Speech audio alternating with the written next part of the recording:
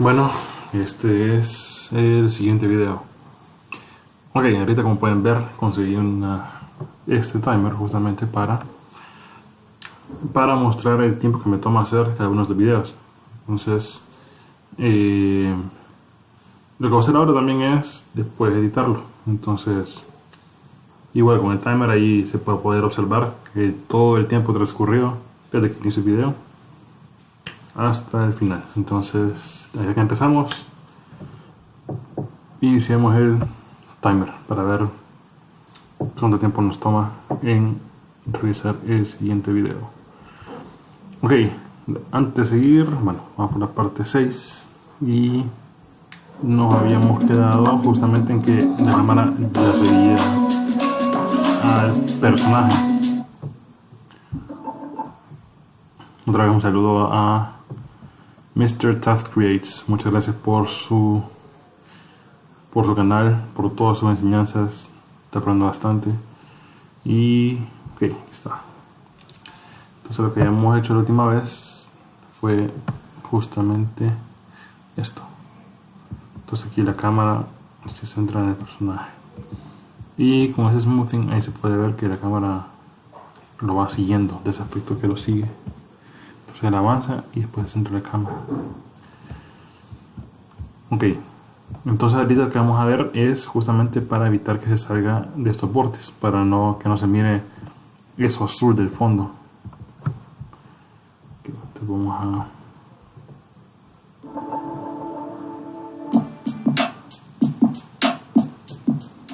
Okay, welcome back. So this is where we left off last time. We have our situation where our player can walk around, camera follows nice and smoothly. Oh, see, it's doing it now. See that weird tearing? That's why I prefer using tiled, because you don't get that weird tearing with tiled. Alright, well, in a second I'm going to have to show you guys tiled. Alright, anyway, let's make it so that our camera doesn't go outside of our area here, so we're not seeing that jarring gray space over here, this infinite abyss. So the main idea behind it is our camera is positioned in space right here. If I switch over to our move tool here, I don't want my camera to go above this point, and I don't want it to go below this point. I don't want it to go farther right than, oh, not even there, like here, and farther left than like there. So essentially what I need to create is a maximum X and Y position and a minimum X and Y position. And if the camera is trying to go outside of those, I'm going to set it to, like say for example it wants to go 2 more than the max X, I'm going to set it to just be the max X. So again, like the max Y would be up here, max X would be over here. So since I only need those 2 variables, I really only need, okay, this camera preview's off. Since I only need those 2 variables, I really only need 2 coordinates. I need a coordinate for max X, max Y, and I need a coordinate for min X, min Y. So for now, I'm going to find these experimentally, but when we code in those camera transitions where we're going from room to room, we're going to change them programmatically. So for the moment, I'm going to go back into my camera script here, and I'm going to add 2 new variables. The first thing I'm going to add is a public vector2 so that I can have an X and Y position that I'm going to call max position, and another one, a public vector2 that I'm going to call min position. Save this really fast, and let's input those values just experimentally, just by looking at our scene here. So right now it looks like 2.28 on X and 10 on Y. Let's see if 2.25 is good, just because I like.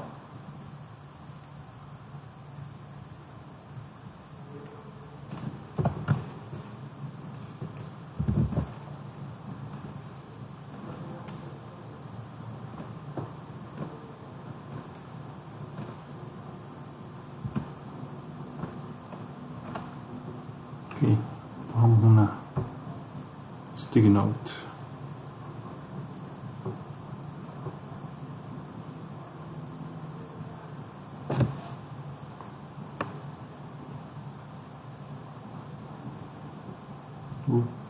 tenía esto aquí. Esto es algo viejo.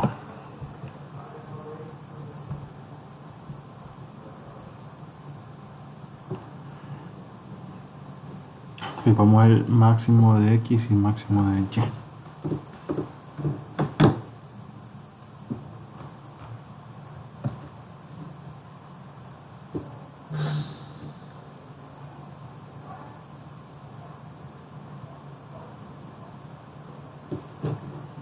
Sería aquí, ¿verdad?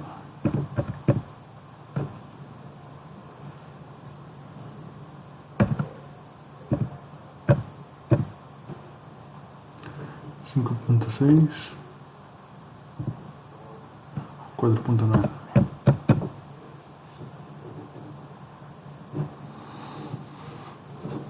5.6 4.9. Entonces max X 5.6 y max Y igual a 4.9. Y vámonos ahora a la otra esquina.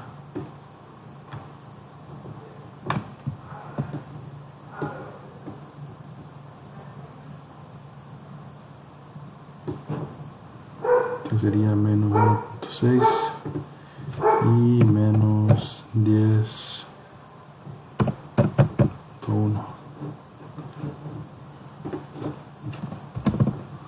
El mínimo de X igual a menos 1.6 y mínimo en Y sería igual a menos 10.1.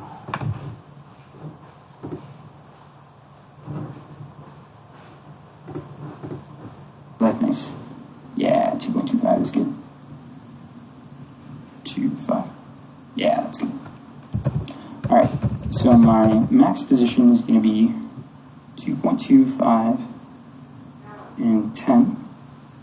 And then for my min position, I'm going to move over here and down.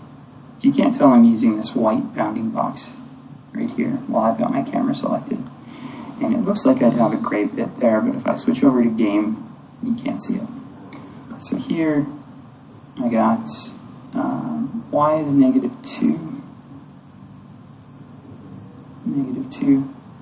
and I'll say that x is -10.35. Alright, so now what I have to use is a function called clamp.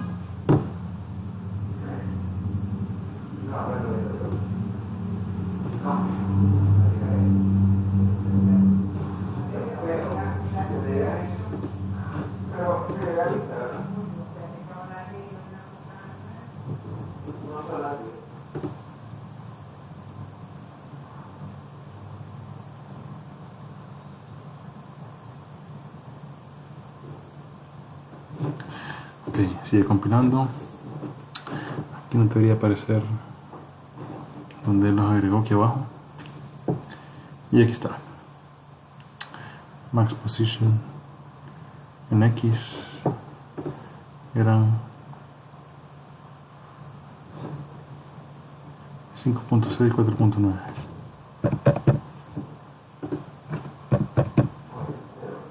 Mínimo menos 1.6 menos 10.1. Sí.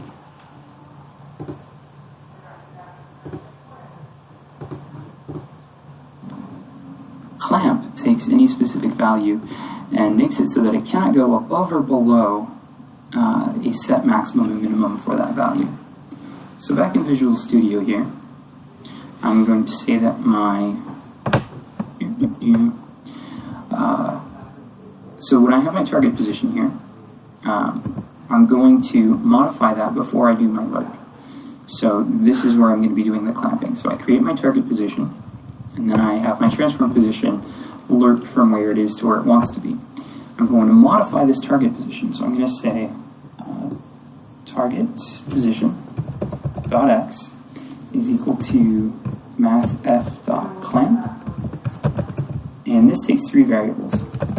It takes what value you want to clamp, which is going to be target position.x, what I want the min to be, and the min is going to come from this min position. So I'm going to do min position.x, and the max is max position.x.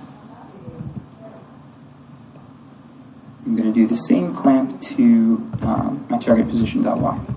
So target position.y is equal to mathf.clamp. I'm going to clamp it between, or the thing I'm going to clamp is target position.y. I'm going to clamp it between min position.y and max position.y.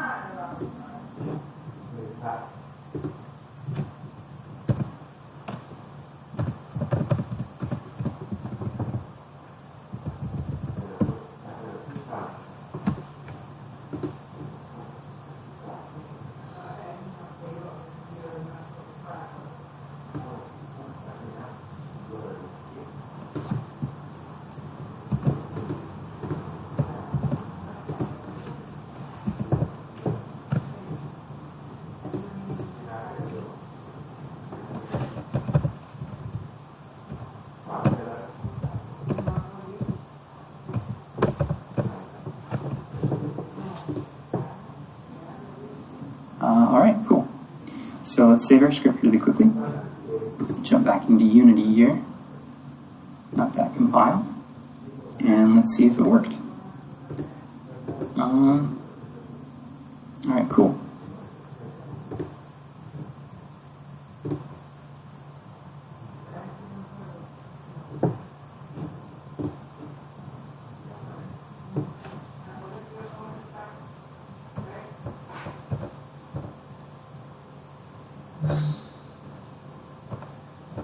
Perfecto.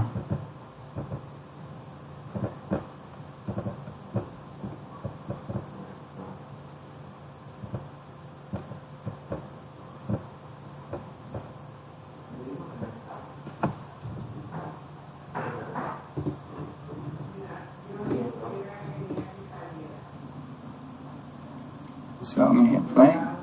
Let's walk up. And there we go. We're bounded at the top of the screen. Bounded at the right.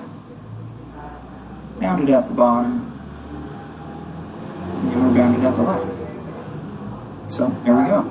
Like I said, for now, we're setting it just for this one little area. But when we start making more places on our map, we're going to have more places that we're going to need to bound. Which means that we're going to have those two variables, the max and min position. This is why I made them public. We're going to need to assign those in code based on which room our player is currently in. So like if our player's in this room, these are the max and min positions. If the player's in a different room, the max and min positions are going to be different.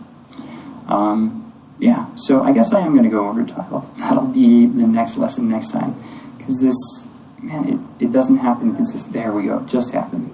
This tearing bugs the heck out of me. Actually, let's look. I know that there's a few things we can do.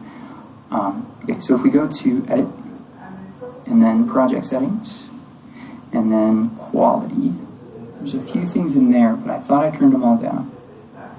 Yeah, anti-aliasing is disabled, so is anisotropic textures, texture quality. None of that should have been an issue. The anti-aliasing sometimes will do it. Alright, anyway, we'll make it in tiles. So, if you have any questions or comments, please feel free to leave them in the description down below. Otherwise, you can follow me on Twitter to find out when I post a new video, or you can join me on Discord, where I'm chatting pretty much every day. And yeah, have yourselves a wonderful day. Bueno, entonces este video de 7 minutos, vamos a ver el doble. Obviamente habíamos hecho el doble, ¿verdad? Entonces, y eso fue todo por hoy.